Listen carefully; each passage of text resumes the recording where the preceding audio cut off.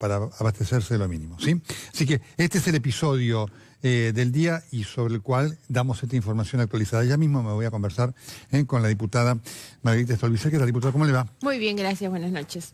¿Qué tema ¿no? De lo de Venezuela, ¿no? Sí, terrible, porque además está claro que lo que hay es una restricción de libertades, pero lo que hay que analizar es que Venezuela hoy también es el ejemplo de lo que pasa cuando no se puede resolver una brecha, se profundiza la brecha y por detrás de eso lo que hay es una crisis humanitaria que afecta a derechos elementales, porque la gente está sufriendo un conflicto de supervivencia en ese lugar, ¿no? Y estas cosas parecen que no se quieren ver en la dimensión y en la gravedad que tienen. Es impactante, ¿no? Sobre todo cuando uno ve un país que fue cobijo de exiliados de las dictaduras, entre ellas la Argentina, ¿no es cierto? Así es, muchos argentinos fueron a Venezuela y encontraron ahí un país de asilo en momentos en que eran acá perseguidos, ¿no? Y ahora, bueno, es terrible que ocurra una situación como esta, pero insisto, más allá de lo particular, creo que hay que mirar el impacto social y humano que estas cuestiones tienen. La falta de posibilidad de establecer un diálogo, un acuerdo político,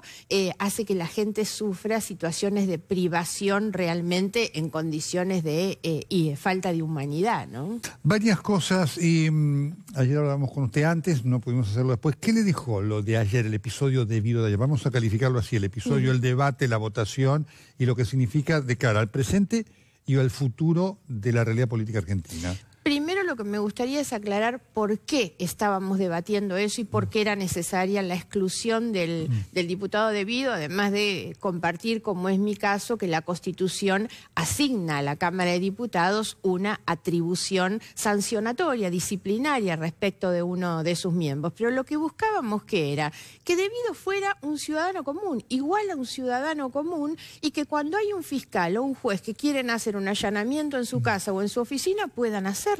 Que no tengan que estar dependientes de solicitar un desafuero porque el diputado se ampara en algún privilegio, en alguna inmunidad para que la justicia pueda avanzar. Simplemente eso, que sea igual a un ciudadano común. Por eso también en su momento hablamos nosotros de que era bueno y ejemplarizador que todos nos despojáramos de los privilegios.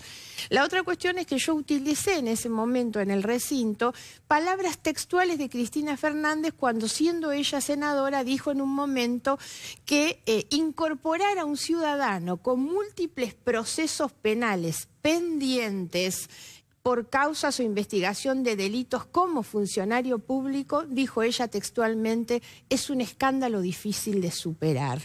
Esto, por supuesto, cada vez que yo voy marcando las cosas de la señora de Kirchner, es lo que me ha hecho tener el honor de ser la persona más insultada por la señora de Kirchner, ¿no?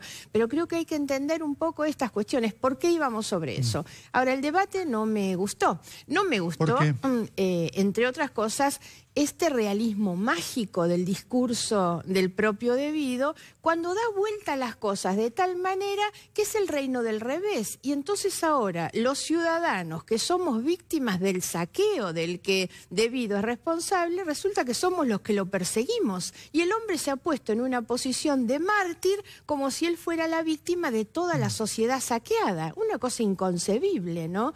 Y lo otro, obviamente, fue el festejo final, ese festejo casi festejando la impunidad, ¿no? Una cosa increíble. Ahora, tengo que ser también sincera en el sentido de que no me gustó encontrar una especulación de tipo electoral por parte del oficialismo que elige hacer una sesión 15 días antes de la elección, sabiendo que pierde, donde obviamente la única razón que yo pueda encontrar esto es que han encontrado la comodidad de agitar un fantasmita como el Debido, que por supuesto espanta y genera en la vereda de enfrente el espanto que le puede proporcionar alguna ventaja electoral al gobierno. ¿Entiende usted que el caso está cerrado?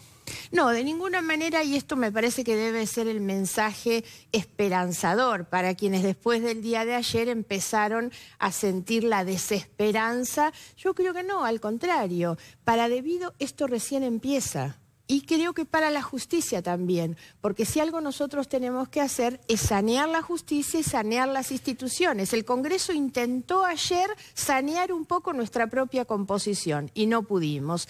Hoy creo que hay un papel o hay una demanda muy fuerte hacia la sociedad. Los argentinos estamos esperando que haya una justicia que reaccione. A esto íbamos porque por eso nos interesaba y su rol ha sido importante porque además usted es denunciante de causas que pasan todas por el área de debido. Efectivamente, todo lo del kirchnerismo pasó por ahí. Otra de las cosas que yo planteé ayer en la Cámara, porque lo que nosotros hacemos es una valoración política institucional. No tenemos facultades judiciales para decir si debido cometió delito o no. Ahora el hombre es el responsable político de dos coimeros confesos y probados, como Jaime y López, que están presos por coimero. Y este era el hombre que era el jefe político de estos y de otros, porque si empezamos a analizar todas las causas de corrupción comprobadas adentro de ese ministerio, por eso lo que el Congreso hace es una valoración política institucional para preservar la institución legislativa.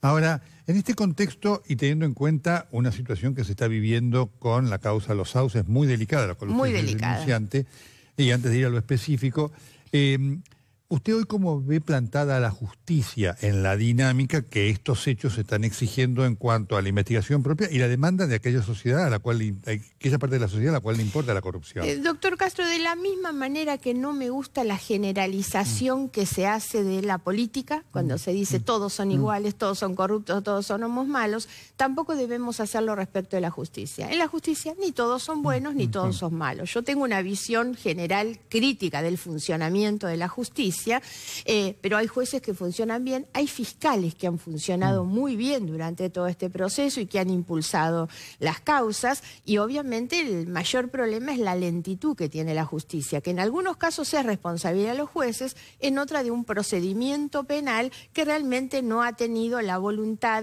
o no hemos tenido, digamos, los legisladores de acortar, por ejemplo, para que en la investigación de los casos de corrupción no existan tantos recursos que sirven como obstáculo frente a la investigación. Ahora, frente a esto, y más allá de lo que usted marca bien, ¿no es cierto?, exige la necesidad de no generalizar. Sí, hay una dinámica hoy de la justicia que por lo menos a una parte de la sociedad la deja insatisfecha. ¿Usted esto lo comparte, no lo comparte? Lo comparto absolutamente.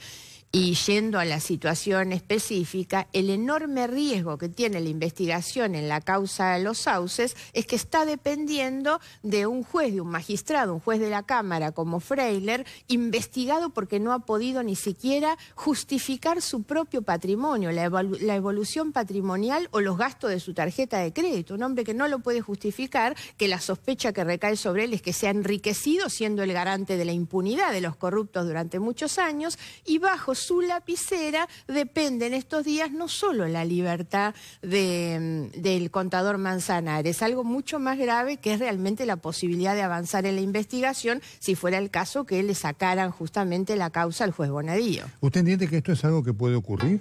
Es algo que puede ocurrir porque lamentablemente este hombre que fue salvado por el kirchnerismo como devolución de los favores que este hombre le venía haciendo durante todo este tiempo, llega a tener la lapicera en la mano con una sed de venganza que no me quiero imaginar cómo va a ser. Ahora, yo creo que cada vez es más necesario que tengamos nuestra mirada apuntando sobre el papel de la justicia. Lo planteé en la Cámara. ¿De cuánto servía que nosotros saquemos a debido para que se tome el avión, se vaya de vacaciones y la justicia no lo mete preso? Quien tiene realmente que actuar sobre lo que ha sido la conducta de los corruptos es la justicia. Necesitamos un ejemplo sancionador, porque esa es la forma en que vamos a reparar nuestra situación. Frente a esto, ¿usted cree que lo que pase electoralmente cuando sus resultados va a afectar lo que la justicia ven, o que los jueces concretos, nombres y apellidos concretos vienen haciendo y les resta hacer en varias de estas cosas, sobre todo esta que usted tiene como denunciante? A mí no me gusta un planteo que a veces, le digo sinceramente, aunque parezca duro, me suena hasta casi extorsivo, esta idea de que el gobierno tiene que sacar más votos porque entonces va a poder hacer determinadas cosas. La verdad que llevan 2 años gobernando, han fomentado y profundizado la grieta porque han encontrado que adentro de la grieta pueden esconder los problemas reales de la sociedad. Debido, y el fantasma de Debido, es una forma de ocultar el problema de la sociedad comodidad, que es lo que a mí me pasa todos los días cuando ando por la calle y en los comercios me esperan con la factura de la luz para mostrarme que pagan 3 veces más de lo que pagaban en el periodo anterior, la cantidad de locales que cierran, los puestos de trabajo que se caen, el precio de los medicamentos. Tenemos hoy el informe de los organismos que dice que más del 150% han aumentado los medicamentos. Entonces encontraron la comodidad de hablar de debido, que ustedes también como periodistas registran eso y entonces también todo el mundo habla de debido y se acompaña eso y me parece que eso no es bueno. Y también hay que pensar la elección en otros términos. Hay que empezar a reconocer que lo que se elige no es gobierno, se elige la oposición. Los países avanzan cuando construyen consensos y no grietas, ¿no? ¿Y con quién va a consensuar el gobierno? Hago una observación, porque el tema, y vale, porque además usted lo ha hablado, le digo, de debido hubo muchos periodistas que venimos hablando desde hace mucho tiempo cuando la política, salvo usted y algún otro, no hablaba, ¿no? Claro. Así, ahora, frente a esto, en el caso de una quita de la causa a Bonadío, que es un hecho mayúsculo en esta causa. Recordemos que el mismo juez Freiler le sacó en su momento la causa Otesur y eso hizo que un año estuviera planchada. ¿Usted qué entiende? Usted, insisto, entiende que esto puede pasar y esto puede generar una situación de parálisis profunda de la causa? En el hecho de parálisis, en el fondo y en lo jurídico es mucho más grave porque es una medida absolutamente injusta y arbitraria que choca contra el principio de la Constitución, que es tener las causas dentro de los jueces naturales. El juez natural de la causa es Bonadío. Cuando se saca las causas de los jueces naturales, obviamente que eso impide una lesión al ejercicio de derecho de defensa también. Ahora, en este caso, ¿usted entiende que la justicia o ese sector de la justicia de la Cámara Federal está tomado hoy por lo que es la política en cuanto a lo que la política está buscando, el kirchnerismo, la posibilidad de clausurar esa causa? Tengo la convicción de eso en el caso particular del juez Freiler. No puedo decirlo respecto del resto y siento que además esa es una buena pregunta porque creo que todos deben saber que la sociedad en su conjunto debe mirar el comportamiento de esos jueces. Freiler es una causa perdida para quienes defendemos realmente la justicia y la lucha contra la corrupción, pero hay otros jueces que tienen también en este caso que saber que la sociedad los está mirando. En este contexto, y volviendo al caso debido, y de esto vamos a tener parte del debate, ¿usted entiende que más allá de lo que pase, esto va a tener efecto futuro en cuanto a condicionar ingresos de electos? Por ejemplo, usted lo planteó, y es importante tenerlo en cuenta, si Cristina Fernández de Kirchner fuera electa, ya tiene procesos también y demás, ¿usted cree que esto puede tener alguna consecuencia para la admisión de Cristina Fernández de Kirchner si fuera electa senadora? Lo he planteado respecto de su mismo discurso. Ella fue la que se opuso al ingreso de un senador, el senador Romero Feris, en el año 2002, porque tenía procesos judiciales pendientes en la investigación de hechos de delitos contra la administración pública. No fue el caso Bucio Patti, donde la investigación era por delitos de lesa humanidad. Fue por delitos contra la administración pública, que además el artículo 36 de la Constitución asimila unos con otros, ¿no? Pero ella sostuvo esa posición en ese momento y yo entiendo que eso le podría ser perfectamente aplicable. ¿Qué cambio significaría para la política argentina, no? Sí, muy grande, pero insisto también, y esto me parece que es una buena aclaración, ayer se utilizó mucho la idea, el argumento por quienes no acompañaban, y ojo, yo no comparto esta idea del gobierno de poner una vara y ser ellos los dueños de la vara, donde los buenos están de un lado y los malos del otro, y los que no acompañaron defienden la corrupción. Eso no solamente no es verdad, sino que me parece que es una maniobra terriblemente peligrosa por parte del oficialismo.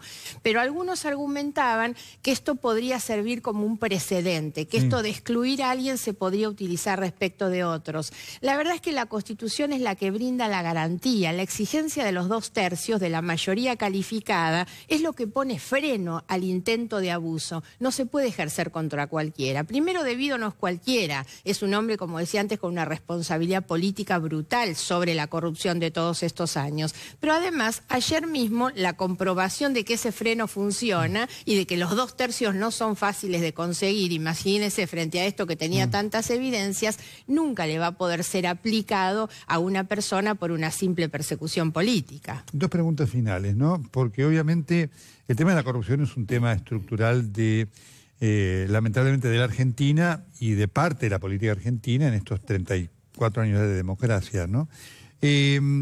¿Le llama la atención? Tengo alguna diferencia con eso, ¿no? Sí. Yo creo que hay una corrupción estructural, pero me parece que no es posible decir los 30 años de democracia son iguales. Yo, discúlpeme, pero soy de Raúl Alfonsín, que se murió en la misma casa que tenía en el mismo departamento en la calle Santa Fe. No, pero por eso mismo, yo no hago el nombre de persona, pero estructuralmente hay un problema. Pero hay que tratar que lo estructural no nos lleve a la generalización. No han sido los 30 años de democracia iguales. Los últimos 12 años, sinceramente, y yo fui muy crítica del menemismo, y el menemismo tiene muchas causas de corrupción, han protegido a Menem en el Senado durante muchos años. La corrupción posterior fue mucho más grave, y por supuesto que lo que buscan ahora es que el Senado siga siendo una cueva para la impunidad de algunos. Yo lo marco, yo creo, ahí tengo, inclusive rescatando la honestidad de Alfonsín, creo que hubo en aquellos años, también hubo nichos de corrupción, a lo mejor no del gobierno ni del presidente, pero los existió, por eso hablo de una estructura. Sí, por supuesto.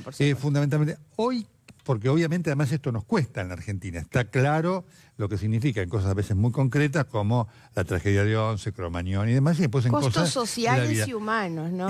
Hoy por hoy... Que pagan los más pobres, además. Hoy por hoy, ¿no? Después usted evalúa que la dirigencia, y ahí sí tengo que hablar de la dirigencia política en general, si usted ve una conciencia de esto en cuanto a que esto no se combate genéricamente, la Argentina va a tener muchos problemas en su destino, sobre todo la gente.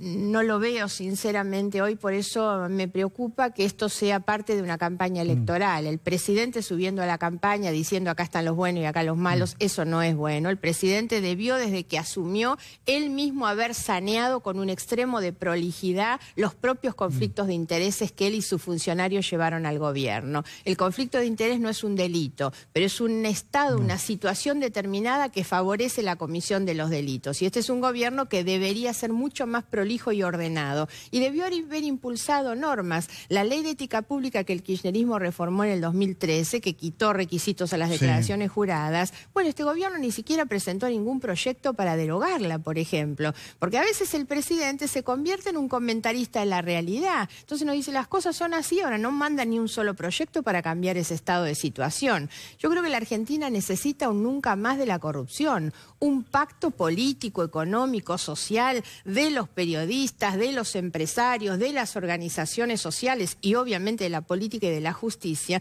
para que las cosas que nos pasaron no nos vuelvan a pasar. Diputada Solvice, muchas gracias. Muy amable, gracias. Perfecto. Cuando vengamos, vamos a ir con el debate de legisladores a propósito del episodio de ayer de Vido. ¿Qué significó? ¿Qué significa de aquí en adelante? Si es que va a significar algo de aquí en adelante en pos de esta necesidad desesperante que tiene la Argentina de luchar contra la corrupción. Ya volvemos con ellos.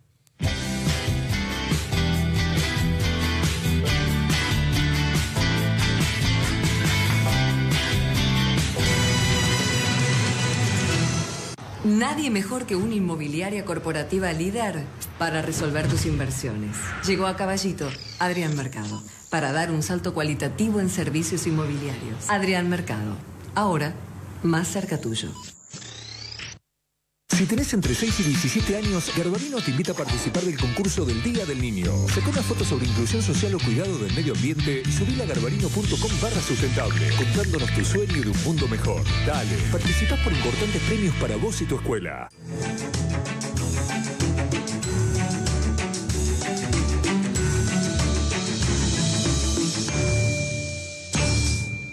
Ya se sabe, Maxi Consumo es el supermercado mayorista más grande del país. Pero no solo eso, Maxi Consumo es sinónimo de mejor surtido y calidad, la mejor atención y todos los medios de pago. 20% de descuento en distintos productos